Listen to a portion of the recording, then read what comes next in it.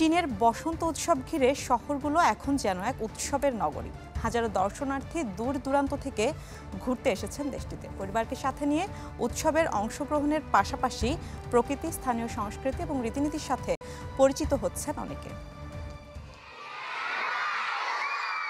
নববর্ষ বা বসন্ত উৎসব চীনের সবচেয়ে গুরুত্বপূর্ণ উৎসব।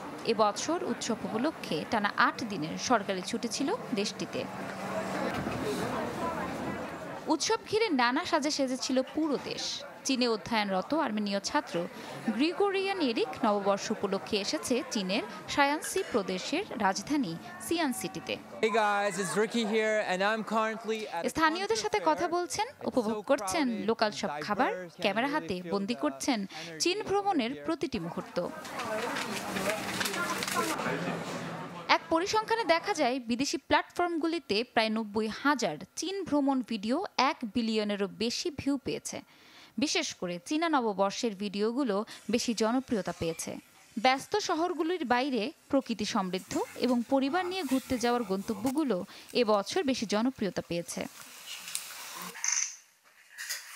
পূর্ব চীনের ফুচিয়ান প্রদেশের মিংসি কাউন্টিতে রং বেরঙের পাখির মেলা বসেছিল, যা দেখতে বাচ্চা সহ বহু বিদেশি দর্শনার্থী হাজির হয়েছিলেন। রাশিয়ার সীমান্তবর্তী উত্তর পূর্ব চীনের হেইলংচিয়ং প্রদেশের সুইফেনহ শহরে একদল রাশিয়ান শিশু রঙিন পাখা তৈরি করে চীনা সংস্কৃতিতে অংশগ্রহণ করেন।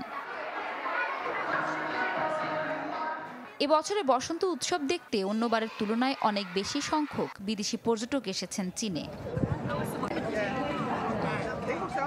ব্যস্ত নাগরিক এলাকা থেকে শুরু করে নিরিবিলি গ্রামীণ এলাকা, ঐতিহ্যবাহী রীতিনীতি থেকে শুরু করে আধুনিক নগর জীবন, চীন বরাবরই দর্শনার্থীদের ভিন্ন রকম অভিজ্ঞতা দিয়ে থাকে।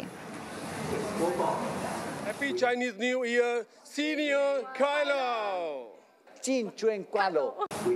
নববর্ষ ঘিরে ছুটির আমেজ ছড়িয়ে পড়েছে দেশ জুড়ে। সেই সাথে বিদেশি ভ্রমণকারীরা যোগ দিয়েছেন চীনা নববর্ষের শুভেচ্ছা ভাগ করে নিতে।